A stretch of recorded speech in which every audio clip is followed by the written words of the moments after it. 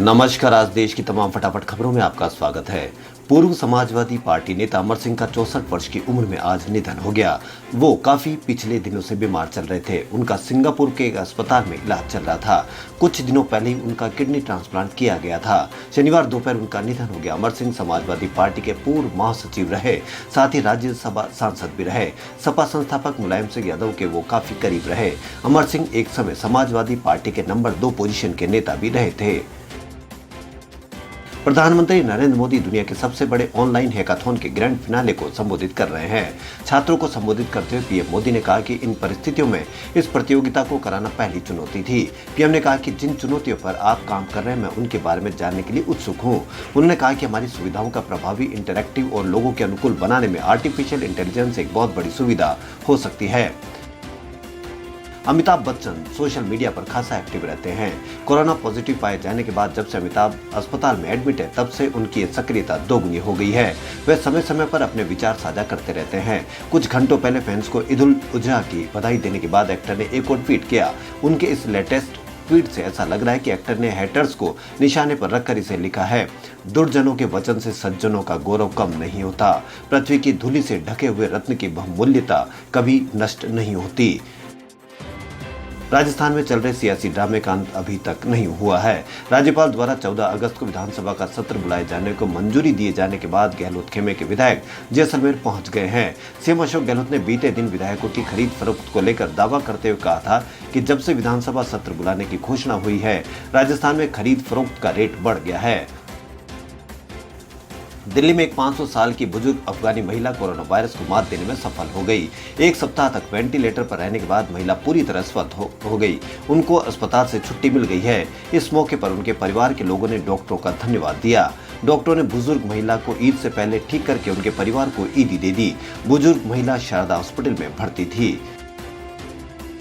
वरिष्ठ वकील प्रशांत भूषण ने अपने अवमानना मामले के खिलाफ सुप्रीम कोर्ट में याचिका दाखिल की है। इस याचिका में आदेश को वापस लेने की मांग की गई है। भूषण की याचिका में कहा गया है कि महक माहेश्वरी द्वारा याचिका के आधार पर अवमानना कार्रवाई शुरू की गई है, जो कि अवैध है और उसे रद्द किया जाए।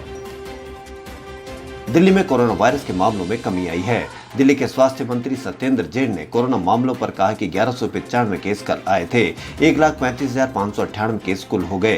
एक्टिव केस 10,705 है। दिल्ली अब एक्टिव केस के मामले अब 12वें नंबर पर आ गया है, जो कि पहले दूसरे नंबर पर होता था। डबलिंग रेट देश का 21 दिन और दिल्ली का 50 दिन के आसपास जा चुका है। 2,932 लोग अस्पताल में हैं, जो कुल बेड का 20% है।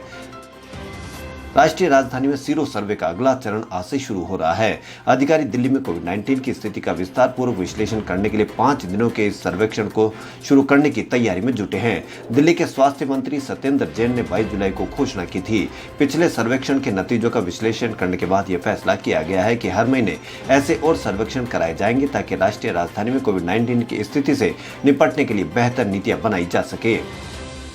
दोपहिया वाहन चालकों की जान सलामती के लिए सरकार ने एक बड़ा फैसला लिया है। सड़क परिवहन मंत्रालय ने अब दोपहिया वाहनों के लिए BIS स्टैंडर्ड के हेलमेट को अनिवार्य कर दिया। यानी अब लोकल या घटिया क्वालिटी का हेलमेट लगाने पर जुर्माना बढ़ सकता है और जेल भी हो सकती है। देश के 24 राज्यों में फिलहाल एक देश एक राशन कार्ड योजना लागू हो गई है। शुक्रवार को उपभोक्ता मामलों के मंत्री रामविलास पासवान ने एक देश एक राशन कार्ड योजना को लेकर एक अहम समीक्षा बैठक की थी। ज्यादातर राज्यों में इस स्कीम को लागू कर दिया गया है। बाकी बचे राज्यों को भी मार्च 2021 तक जोड़ने की योजना है। 5 अगस्त को प्रधानमंत्री नरेंद्र मोदी अयोध्या में राम मंदिर के लिए भूमि पूजन व शिलान्यास करेंगे। अयोध्या में भूमि पूजन से जुड़ी तैयारियों का अंतिम रूप देने के लिए मुख्यमंत्री योगी आदित्यनाथ रविवार को अयोध्या जाएंगे। इसी बीच इतिहासकारों ने 200 से ज्यादा स्थानों का पता लगाया, जहां राम, सीता और लक्ष्मण अपने 14 साल के वनवास के दौरान ठहरे थे। केंद्र सरकार ने ऐसे 17 बड़े स्मारकों की पहचान की है, जिन्हें कॉरिडोर के तौर पर विकसित किया जा सकता है। लॉकडाउन के बाद झेल रही देश की अर्थव्यवस्था के लिए अच्छी खबर। देश की सबसे बड़ी कार कंपनी मारुति सुजुकी की बिक्री लगभग सामान्य हो चुकी है, जो अर्थव्यवस्था में तेजी से सुधार का बड़ा संकेत है। जुलाई के दौरान मारुति सुजुकी ने कुल मिलाकर 1,08,064 गाड़ियों की बिक्री की, जो पिछले साल जुलाई में कंपनी ने 1,09,264 गाड़ियों की बिक्री की थी।